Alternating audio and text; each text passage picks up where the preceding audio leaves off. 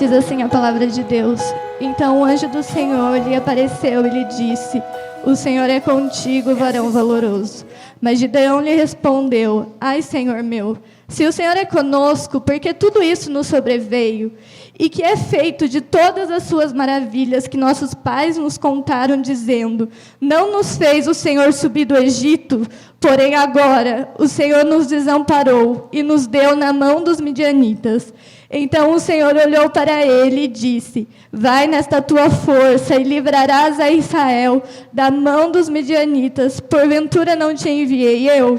E ele lhe disse: ai, Senhor meu, com que livrarei a Israel? Eis que a minha família é a mais pobre em Manassés, e eu o menor da casa de meu pai. E o Senhor lhe disse: porquanto eu hei de ser contigo, tu ferirás dos midianitas como se fosse um só homem. Os irmãos podem se assentar. Confesso para os irmãos que só Deus sabe o quanto eu estava temente diante da oportunidade de falar da palavra dele, porque é uma grande responsabilidade, mas como eu sempre falo, e volto a repetir, que nessa noite os irmãos abram o coração para receber a palavra de Deus.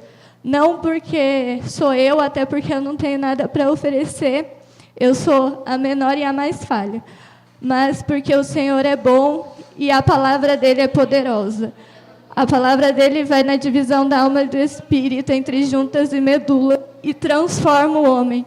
Então, que os irmãos venham estar atentos àquilo que a palavra do Senhor, que é poderosa, vai falar conosco. Eu confesso, quando minha mãe me chamou, eu estava um pouco preocupada, porque eu não tinha uma palavra, né? Deus não tinha me dado uma palavra por completa. Às vezes, quando eu tenho a oportunidade, o Senhor já ministrou algo no meu coração, e desta vez não.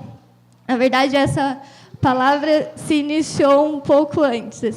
Como os irmãos sabem, em dezembro, meu pai já contou, mas eu volto a repetir, porque nós precisamos contar daquilo que o Senhor tem feito conosco.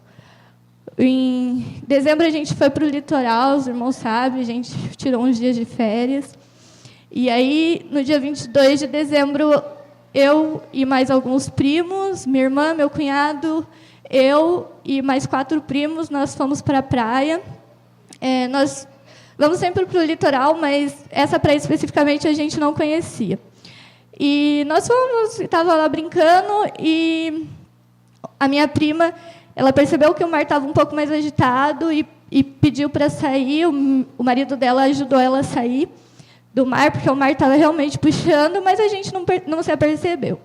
Em determinado momento, eu falei para o meu cunhado, não está dando mais pé para mim. E aí a minha irmã brincou e falou: pode deixar que a gente puxa, porque a gente está acostumado, né? E às vezes a gente vai um pouquinho mais para o fundo, mas sempre consegue voltar para a beira. Só que quando a gente se apercebeu, a gente não conseguia mais voltar, né? Nós estávamos nadando e não estava saindo do lugar. E a minha prima, Clarice, que os irmãos conhecem, ela estava com a gente e ela deu um grito de desespero. Na hora eu achei que ela tinha prendido o pé em alguma coisa. Depois ela falou que ela deu o grito de desespero porque ela não estava conseguindo nadar, ela não tinha mais pé, e ela começou a entrar em desespero. Nisso, o meu primo, que levou a minha prima, voltou para nos ajudar, que ele percebeu que o mar estava um pouco mais bravo. Mas, enfim, irmãos, foi muito rápido, mas, resumidamente, todos nós começamos a nadar, e não sair do lugar. Os meus primos, as minhas primas mais novas, o meu cunhado e o meu primo começaram a ir mais para o fundo e começaram a se afogar um pouco. Eu e a minha irmã conseguimos manter um ritmo, mas chegou uma hora que os braços doíam, as pernas doíam. E eu olhava para o mar, eu via as pessoas longe, e a sensação que a gente tinha é que, por mais que pedíssemos ajuda, as pessoas não estavam ouvindo aquilo que a gente estava falando. Então, meu primo, meu cunhado, gritava muito, muito mesmo, pedindo ajuda, e parecia que ninguém estava ouvindo. E aí chegou uma hora, assim, foi rápido, mas parece que faz uma eternidade, que eu olhei para o céu e aí eu falei, Jesus, eu preciso que o Senhor nos ajude, porque a gente não vai conseguir sair daqui. A gente não vai, não adianta, por mais que a gente nadasse, não saia do lugar. E eu pensei, eu falei, se Pedro conseguiu andar sobre as águas, o Senhor pode mandar uma onda e nos levar para a beira. Mas nessa hora, depois quando eu olhei para o mar, estava vindo um surfista, ele pegou minha irmã, a gente começou a gritar por socorro, ele pegou minha irmã, depois me pegou, e aí veio outras pessoas ajudando a pegar os meus primos, as minhas primas. Enfim, foi uma situação que deixou todo mundo muito amedrontado, né? Foi muito complicado. Os bombeiros falaram para a gente que, graças a Deus, o Senhor mandou aqueles surfistas naquela praia, porque senão eles não teriam conseguido salvar todo mundo. E nós éramos em 6 e tinha só 2 bombeiros, então, por mais que eles tentassem e corressem, seria muito pouco provável que eles conseguissem salvar todo mundo. E, enfim, passou o passeio, né? Nós oramos, agradecemos a Deus. O meu primo orou e sentiu muito que aquela experiência era uma experiência espiritual com Deus, de fortalecimento não só da família, mas um grande livramento de Deus, porque sabemos que uma catástrofe como essa, que poderia sim nos levar para o céu, porque eu tenho certeza que todos nós estaríamos na glória, mas deixariam consequências para as pessoas que ficariam aqui. Né? Os meus tios são pastores, meu pai é pastor, os meus primos são líderes. Então, enfim, todos nós estamos envolvidos na obra de Deus e sabemos que tudo que acontece nas nossas vidas, de alguma maneira, nos influencia naquilo que fazemos. E o Senhor nos livrou. E o Senhor falou comigo muito fortemente quando isso aconteceu depois, quando eu voltei para a praia, eu olhei aquele mar, e o Senhor falou para mim, às vezes, mergulhar na minha presença dá essa sensação. Porque ter os pés no chão é a certeza de que se Deus não fizer, eu faço. Se Deus não fizer, eu resolvo e faço. Mas mergulhar na presença de Deus, ir a águas mais profundas, é ter a certeza que Ele cuida de nós.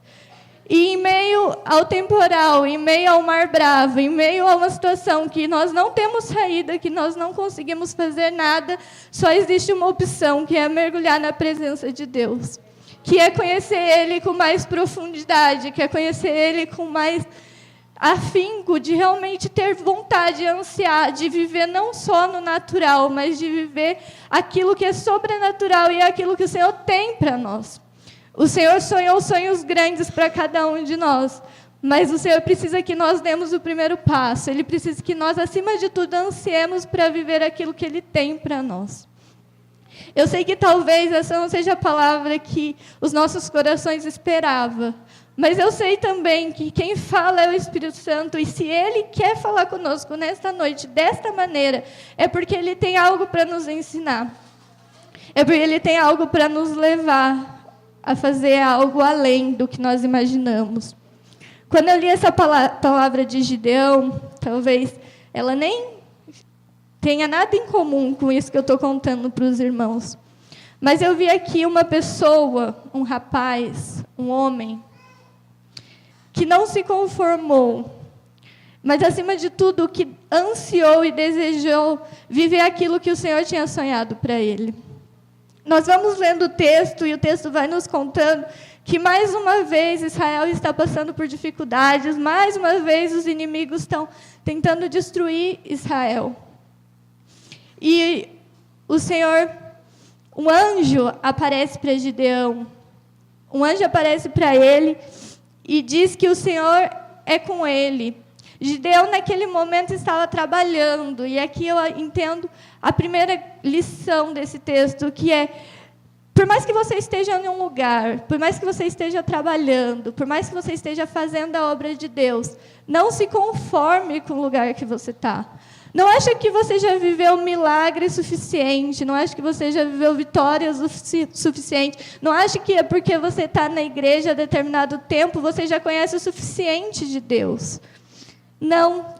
Decida, queira, anseie por conhecer mais dele, por ser mais parecido com ele. Não deixe que o sofrimento, que o medo, que o desânimo, que a tristeza, que as desilusões venha nos afastar, venha nos parar, venha fazer com que o nosso coração não deseje mais conhecer e fazer a obra de Deus. Eu conheço muitas pessoas que, quando recebem a oportunidade de fazer algo para o Senhor Jesus, e eu não estou falando só de cargo dentro da igreja, porque isso é bom, mas não é tudo, não é o mais importante, mas de fazer qualquer coisa para a obra de Deus, seja para abençoar um irmão, seja para abençoar a obra com seus dons, com seus talentos, decide não fazer isso por medo, ou por receio, ou porque alguém já falou, ou porque alguém machucou, ou porque aconteceu determinada coisa, ou porque guarda mágoa no coração, enfim, por N motivos, mas decide se afastar, decide não receber toda a porção que Deus tem. Decide que não quer mais. Não faça isso. Não se acostume com o lugar que você está. Não ache que o lugar que você está é o suficiente, é o bastante. Deus tem mais para nós, Deus quer mais de nós. Deus tem algo mais profundo, Deus tem águas mais profundas para as nossas vidas. Não é porque nós vivemos um grande milagre que outros não estão por vir. Não é porque nós vivemos um momento de grande maravilha, que Deus nos usou poderosamente, que Deus não pode trazer novas experiências, que Deus não pode nos usar de maneiras diferentes, em lugares diferentes, de formas diferentes. Esteja disposto, esteja aberto, esteja sedento para fazer a vontade de Deus.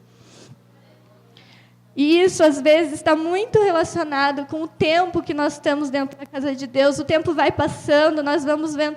As histórias se repetem, né? A gente vê as mesmas pessoas fazendo as mesmas coisas, cometendo os mesmos erros, às vezes nos magoando da mesma maneira, e aí a gente pensa, tá bom do jeito que tá tranquilo, vou ficar aqui na minha, tá tudo bem. Mas não permita que isso aconteça na sua vida. Não permita, porque o Evangelho não é só um momento que você vem na casa de Deus e senta no banco ou tem uma tarefa. O Evangelho é muito mais do que isso. O Evangelho é a essência da sua vida. É tudo o que você tem, é tudo que você é Ele que molda o seu caráter, é Ele que molda as suas ações, é Ele que guia a sua vida. Se você tem dúvida do que fazer, é o Evangelho que vai te guiar, que vai te mostrar. É a palavra de Deus que vai te guiar.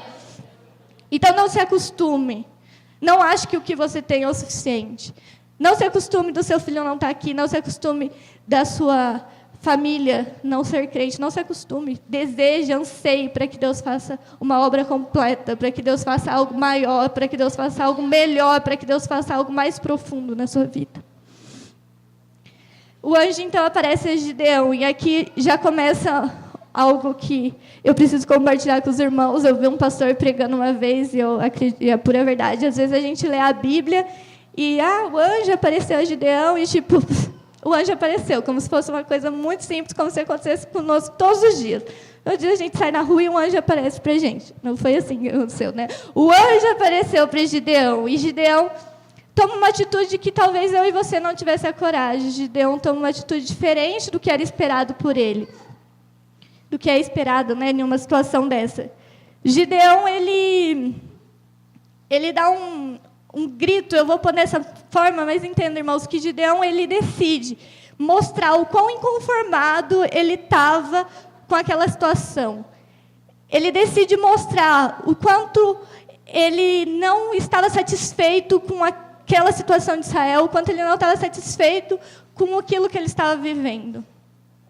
O anjo aparece para Gideão e Gideão diz, né, eu vou falar nas minhas palavras, mas ele diz, se o Senhor é conosco, então por que a gente está vivendo isso?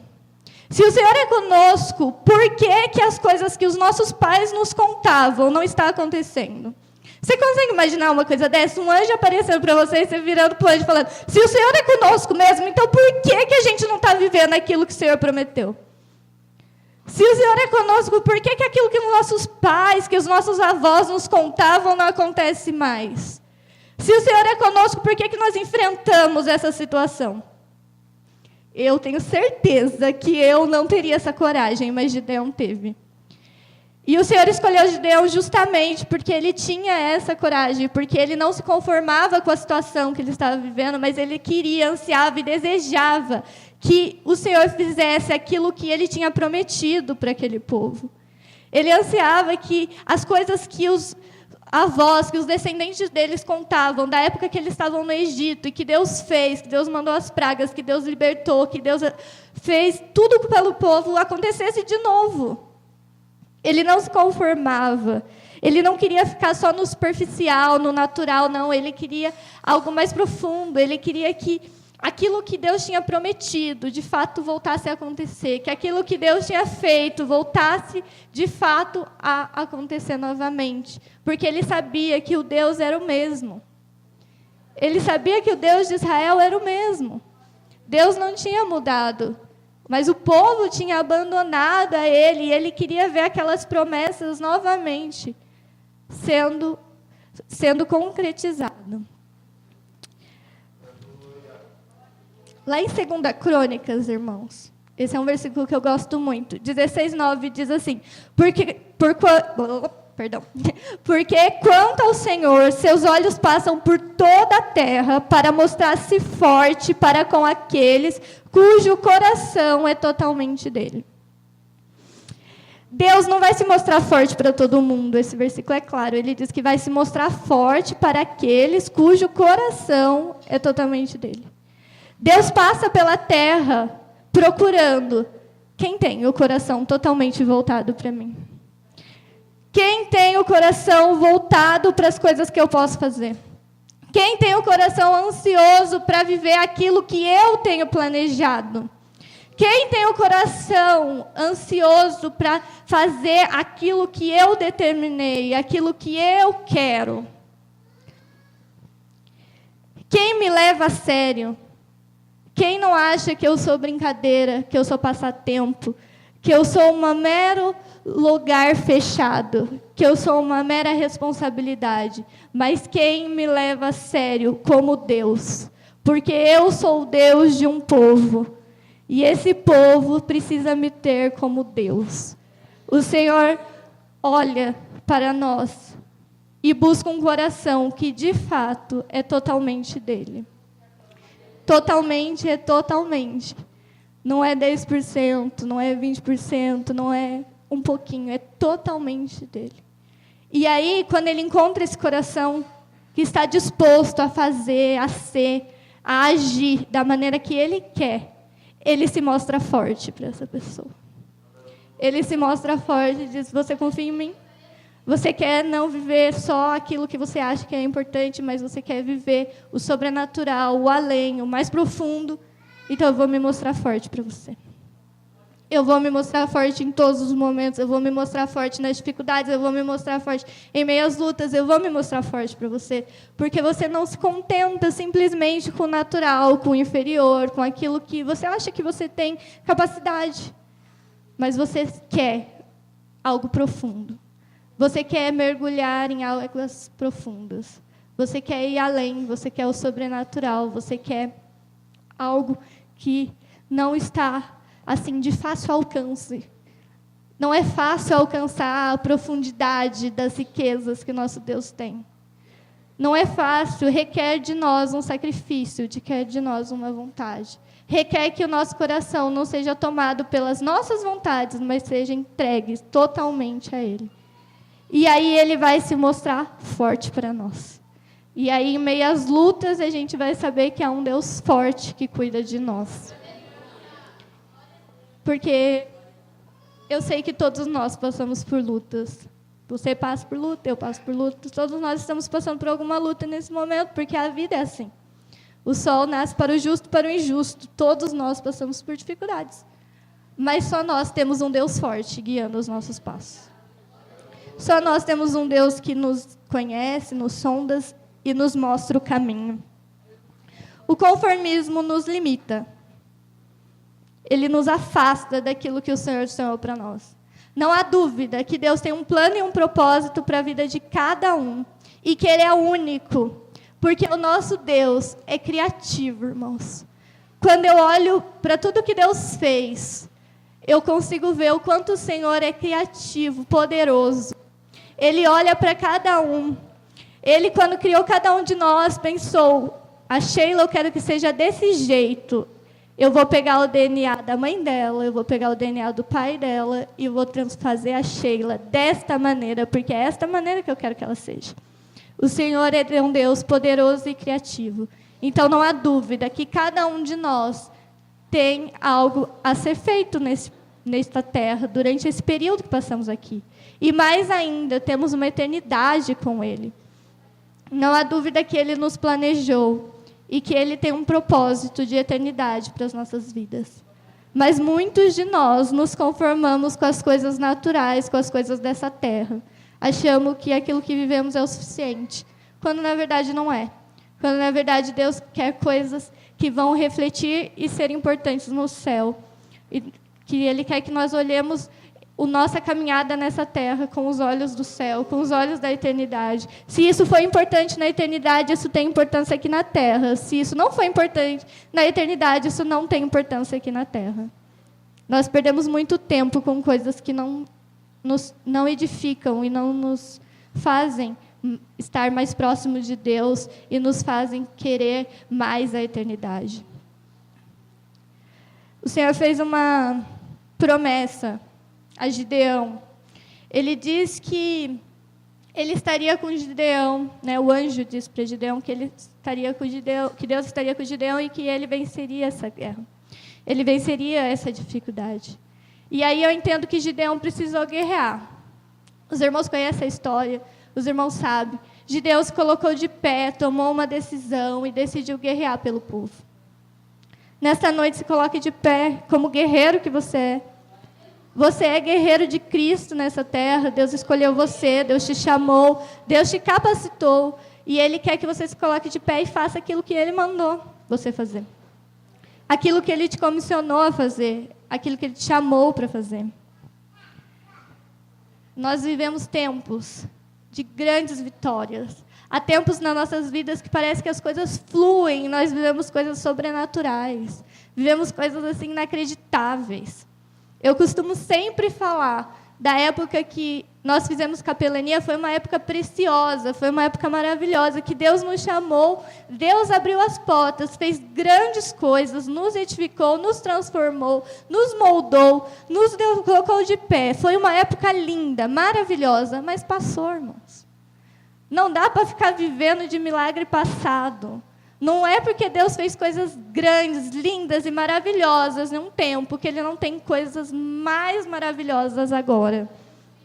O tempo passa. Nós passamos anos e anos na casa de Deus, e às vezes nós estamos agarrados a um tempo que não volta mais. Deus tem tempos determinados para as nossas vidas.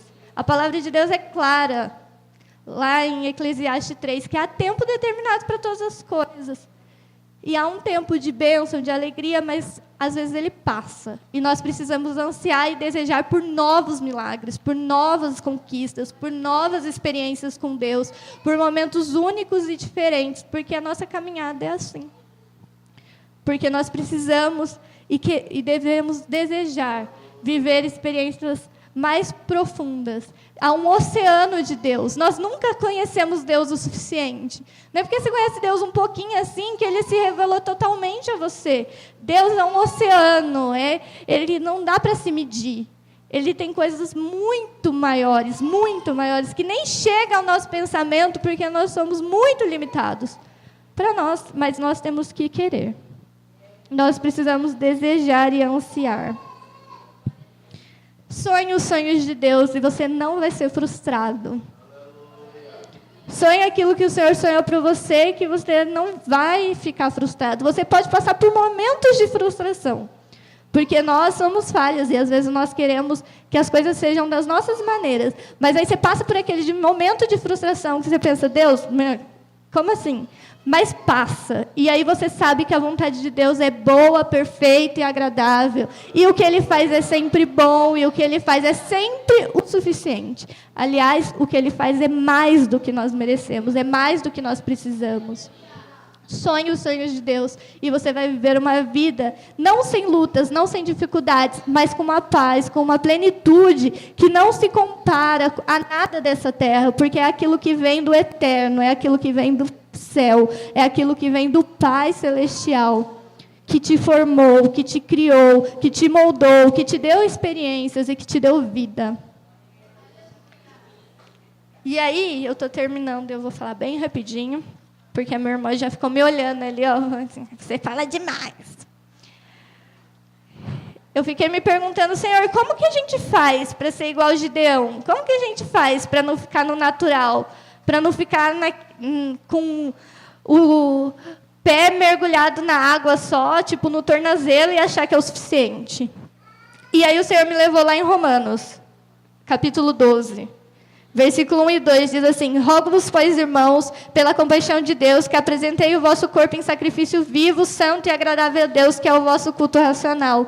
E não vos conformeis com este mundo, mas transformai-vos pela renovação do vosso entendimento, para que experimenteis qual seja a boa, agradável e perfeita vontade de Deus.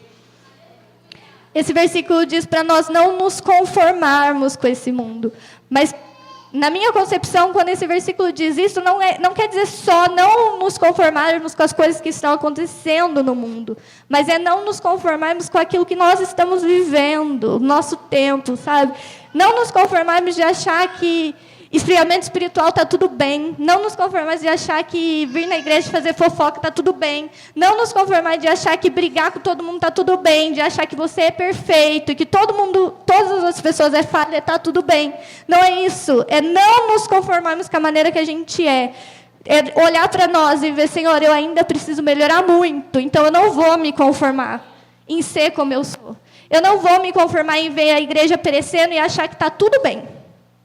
Eu não vou me conformar em ver a igreja esfriando, os irmãos perdendo a fé, as coisas não acontecendo, entendeu? Ver o grupo minguando e achar que está tudo bem. Não tem problema, não é comigo.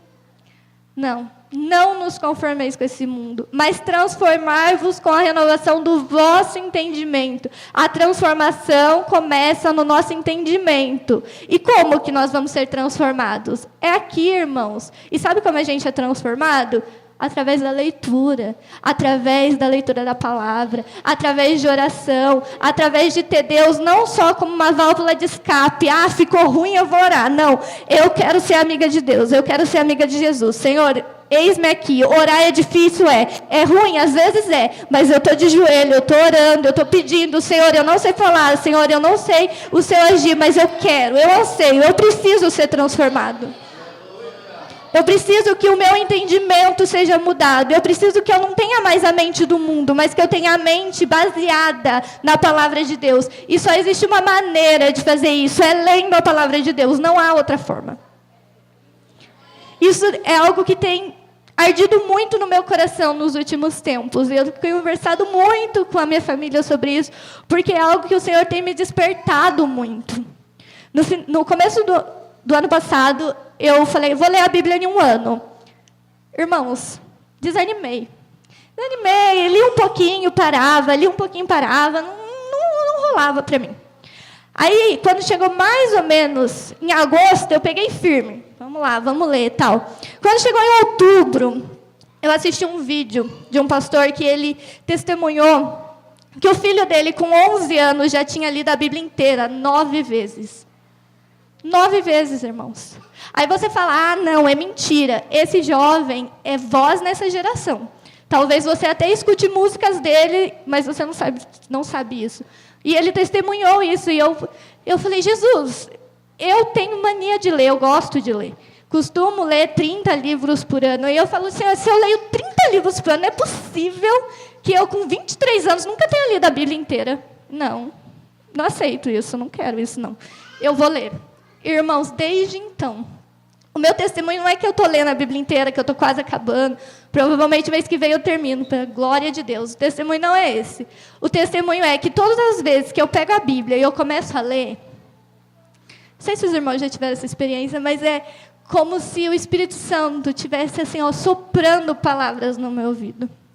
É que tem dia que está tudo difícil, parece que assim, nada acontece da maneira que eu quero, e aí eu leio a Bíblia, e as palavras saltam assim aos meus olhos, e o Espírito Santo consola, o Espírito Santo alegra, o Espírito Santo me muda um pouquinho mais, sabe? O Espírito Santo me faz mais parecida com Jesus em alguns aspectos, me fala, está na hora de abandonar essas coisas, está na hora de parar de olhar para essas coisas, e o Espírito Santo vai nos transformando, vai nos mudando, vai nos moldando. Mas quantos de nós, irmãos, mal lemos um capítulo por dia? Não lemos nem um versículo, irmãos. Se nós alimentamos o nosso corpo, no mínimo 3 vezes ao dia, se é a Jéssica, precisa ser mais, porque ela falou que ela come bem, é brincadeira. Se nós nos alimentamos no mínimo 3 refeições por dia e não alimentamos o nosso espírito nenhuma vez, nós alimentamos o nosso espírito uma vez na semana, no culto de domingo, quando o pastor manda abrir a Bíblia, você acha que você vai ser forte? Seja sincero com você mesmo. Você acha que você vai ser forte? Você acha que você vai estar próximo daquilo que o Espírito Santo quer que você esteja? Você acha que você vai fazer a vontade conforme aquilo que o Espírito Santo quer? Você acha que você vai estar, de fato, vivendo o Evangelho pleno? Não vai, irmãos. Desculpa, mas nós não vamos estar. E eu não estou dizendo que você precisa ler a Bíblia 3 vezes no ano. Eu não estou dizendo isso. Mas quando você chegar na sua casa e você olhar a Bíblia, não olha assim, tipo, ai, que livrão, ai, que saco. Não. Olhe como uma oportunidade de ouvir Deus falar com você intimamente. Porque às vezes nós queremos tanto que Deus fale conosco nos cultos, queremos tanto que Deus use alguém para falar conosco. A maior promessa que qualquer um de nós temos está dentro da palavra de Deus. Não existe promessa que fuja do que está aqui. Se foge, não é promessa vindo de Deus. Alimente-se da palavra. Ore ao Senhor. Orar, às vezes, não traz nenhum parabéns. Ninguém vai te dar, ai, parabéns por você orar, porque é no secreto. Mas o Espírito Santo, Deus olha e diz, olha ali, meu filho quer falar comigo. E isso é o que mais importa. Isso, aliás, é a única coisa que importa. Não importa se o irmão te olha e acha que você é uma bênção ou não. O que importa é aquilo que Deus tem, espera e sabe que você é. Isso são as coisas que importam. E aí nós vivemos esse versículo. Nós compreendemos que a vontade de Deus é boa, perfeita e agradável. Quando somos transformados pelo poder da palavra, quando somos mais próximos de Jesus, quando decidimos não viver no superficial, mas decidimos mergulhar nas águas do oceano que Deus tem para nós, nós compreendemos que tudo que Deus faz é bom. Tudo que Deus faz é perfeito. Tudo que Deus faz é agradável. Ainda que eu não ache, mas é, porque foi Ele que fez. Então eu vou pedir para os irmãos colocarem de pé.